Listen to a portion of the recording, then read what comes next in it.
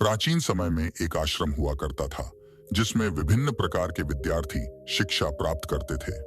वे शिक्षा प्राप्त करने के बाद अपने अपने राज्यों में वापस लौट जाते थे। उन्हीं में से एक राजवीर नाम का शिष्य था जो अपने गुरु से शिक्षा प्राप्त करके अपने राज्य लौट आता है। वापस आने के बाद अपने काम में लग जाता है। समय के साथ साथ राजवीर बड़ा होता गया। राजवीर के परिवार की स्थिति अच्छी नहीं थी।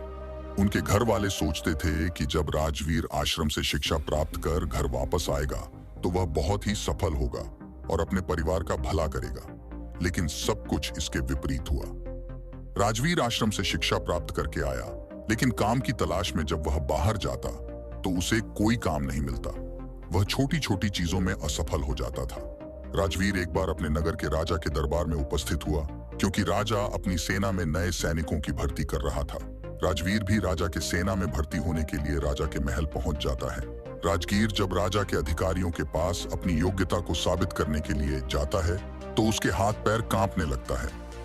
यह देख राजा के अधिकारी उसे बाहर कर देते हैं, ये कहते हुए कि तुम राजा के सेना में भर्ती होने के लायक नहीं हो। इस बात से राजवीर बहुत ही निराश हो जाता है, क्योंकि यह उसकी आखिरी उम्मीद थी। इसके बाद अपने घर वह दुखी मन से लौट आता है। घर वापस आने के बाद उसे आसपास के लोगों के ताने सुनने पड़ते हैं। कई लोग कह रहे थे राजवीर इतना पढ़ा लिखा है, इसे कोई काम नहीं मिल रहा है। कोई कहता यह आश्रम में ठीक से पढ़ा ही नहीं होगा। कुछ लोग तो यह भी कहते इसके सोचने समझने की शक्ति ही कमजोर है। राजवीर शायद दिमाग से तेज नहीं है।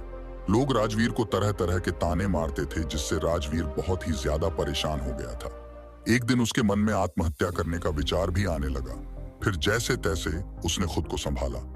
उसने अपनी सारी समस्या एक दोस्त को बताई। दोस्त ने कहा, राजवीर सुनो, मेरी सलाह मानो। तुम फिर एक बार आश्रम अपने गुरुजी से मिलने जाओ और उन्हें अपनी सारी समस्याएं बताओ। वह तुम्हारी सारी समस्याओं का समाधान कर देंगे। राजवीर पहले तो हिचकता है, क्योंकि उसे आश्रम गए हुए बहुत दिन हो गया था। वह सोचता है कि क्या गुरुजी मुझे पहचान पाएंगे या नहीं। हिम्मत जुटाते हुए वह आश्रम जाने के लिए तैयार होकर निकलता है। वहां पहुंचकर उसे पुराने गुरुजी मिलते हैं, जिन्होंने उसे बचपन में पढ़ाया था। अब वे बूढ़े हो चुके हैं। राजवीर उन्हें अपनी सारी समस्या बताता है। गुरुजी शांतिपूर्वक राजवीर की बातें सुनते हैं। राजवीर गुरु से कहता है, हे गुरुदेव, मैं कहीं भी जाता हूं असफल हो जाता हूं। मैं किसी भी परीक्षा में पास नहीं हो पाता हूं।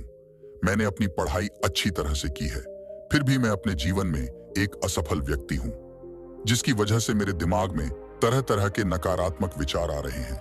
गुरुजी कहते हैं, तुम परेशान मत हो, मैं तुम्हारी सारी समस्याओं को दूर कर दूंगा। उसके बाद गुरुजी राजवीर को एक कहानी सुनाने लगते हैं। एक चरवाहा जंगल में भेड़ और बकरियों को चराता था। भेड़ों को चराते चराते वह जंगल में इतना दूर चला गया कि उसे एक शेर का बच्चा मिला। शावक ने अभी तक अपनी आंखें नहीं खोली थी। छोटा बच्चा सबको प्यारा लगता है, जानते हुए भी कि वह शेर का बच्चा है। चरवाहे ने उसे उठा लिया और घर ले आया। शेर का शावक धीरे धीरे बड़ा होने लगा। भेड़ के बच्चों के साथ खेलता, घास खाता, भेड़ की तरह ही बोलता और अपने आप को भेड़ मानता था।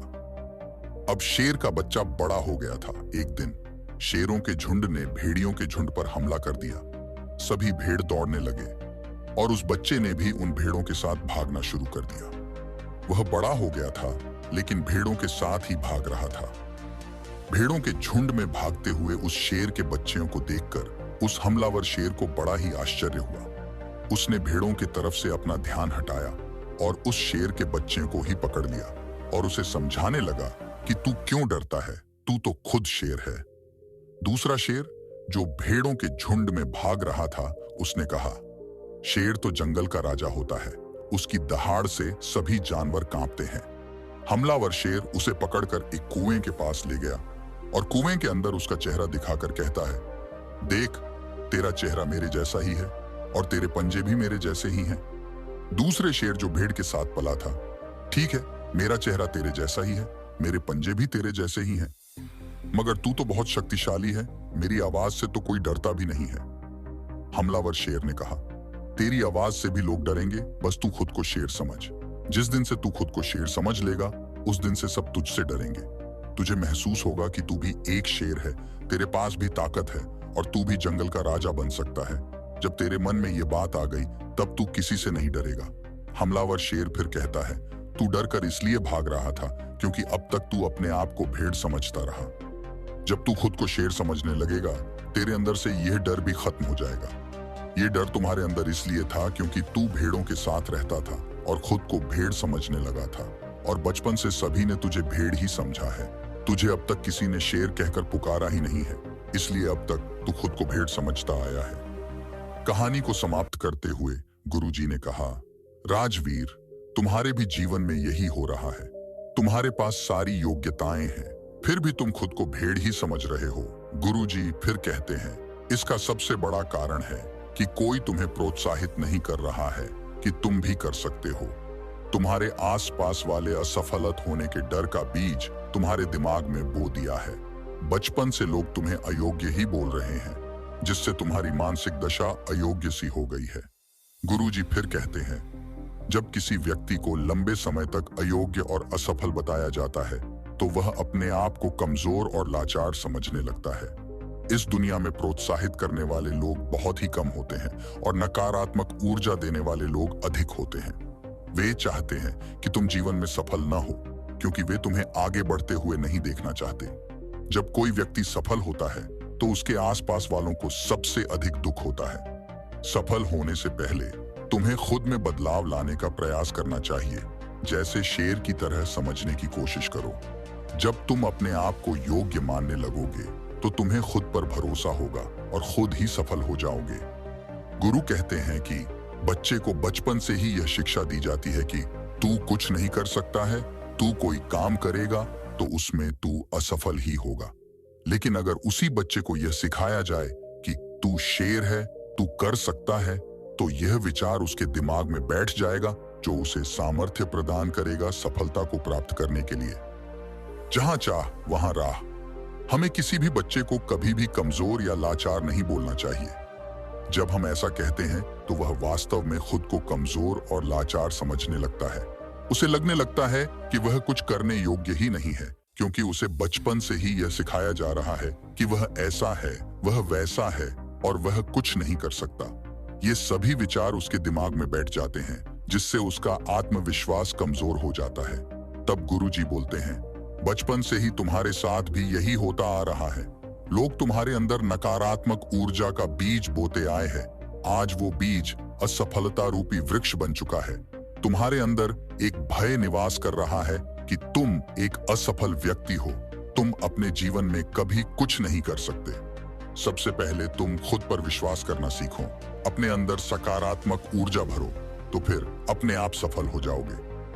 गुरुजी कहते हैं, कहीं जाने से पहले, कुछ करने से पहले अपन अंदर सकारात्मक ऊर्जा का संचार करो, फिर उस काम को करो, देखना सफलता तुमसे दूर नहीं जाएगी।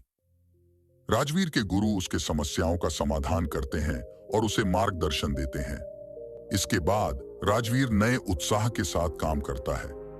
अपनी मेहनत और गुरु के मार्गदर्शन से वह सफलता की ऊंचाइयों को छूता है और अपने लक्ष्यों को प्राप्त करता है। कहानी का मुख्य संदेश है कि सफलता को प्राप्त करने के लिए आत्मविश्वास और सकारात्मक सोच रखना चाहिए। किसी भी व्यक्ति की सफलता उसके दिमाग के अंदर बसे सोच और मन में भरे आत्मविश्वास पर निर्भर करती है। अक्सर हमारे आसपास के लोग हमारे अंदर नकारात्मकता भरने की कोशिश करते हैं, लेकिन हमें उनकी बातों पर ध्यान नहीं देना चाहिए। हमें खुद पर विश्वास करना चाहिए और अपनी सामर्थ्यों को पहचानना चाहिए। यह कहानी हमें यह भी सिखाती है कि हमें अपने बच्चों को सकारात्मक सोच और आत्मविश्वास के साथ प्रेरित करना चाहिए। उन्हें अपनी क्षमताओं को निखारने और समृद्धि के मार्ग पर आगे बढ़ने के लिए प्रेरित करना चाहिए। बच्चे को नकारात्मक सोच से दूर रखकर उन्हें सकारात्मकता की ओर प्रेरित करना हमारी जिम्मेदारी होनी चाहिए। इसके अलावा हमें यह भी याद रखना चाहिए कि सफलता का मार्ग सीधा नहीं होता। सफलता के लिए मेहनत, उत्साह और सहनशीलता की आवश्यकता होती है। हमें हार नहीं मानना चाहिए,